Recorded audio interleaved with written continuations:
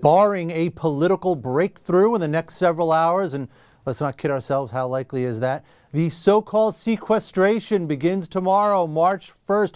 Automatic spending cuts going in. What do you need to know? Sudeep Reddy joins us now from Washington, D.C. to give us our Sequestration 101 lesson for the morning. Sudeep, how are you? I'm well, Paul. How are you? All right. What's going to happen tomorrow morning? Take us through this. Absolutely nothing will happen tomorrow morning. When March 1st Way to hits, sell it, Sudeep. That is technically the deadline, but the order actually has to come from the president. Under the law, the president needs to give the order for agencies to cut their budgets, even though they know this is going to happen. And so it is required by Obama by 11:59 p.m. on Friday night to give the order for sequestration. That gives you basically the full day to talk about this a little bit more. He's meeting earlier in the day with the congressional leadership.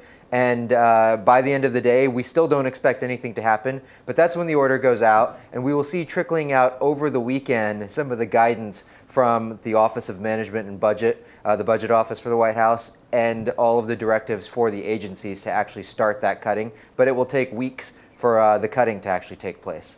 Right, and you know, there's been a lot of stories, a ton of stories obviously about, and a lot of warnings, right, coming from Washington. Where exactly can we expect to see cuts?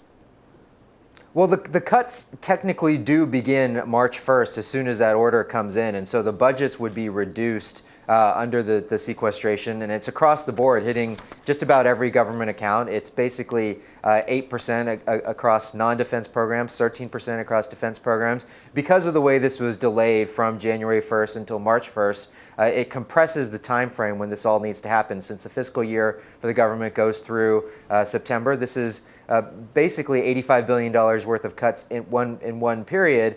But there's a difference, again, between how much the government budgets and how much it actually outlays, how much it spends. And so in that 7-month period, it's going to be about $44 billion worth of cuts.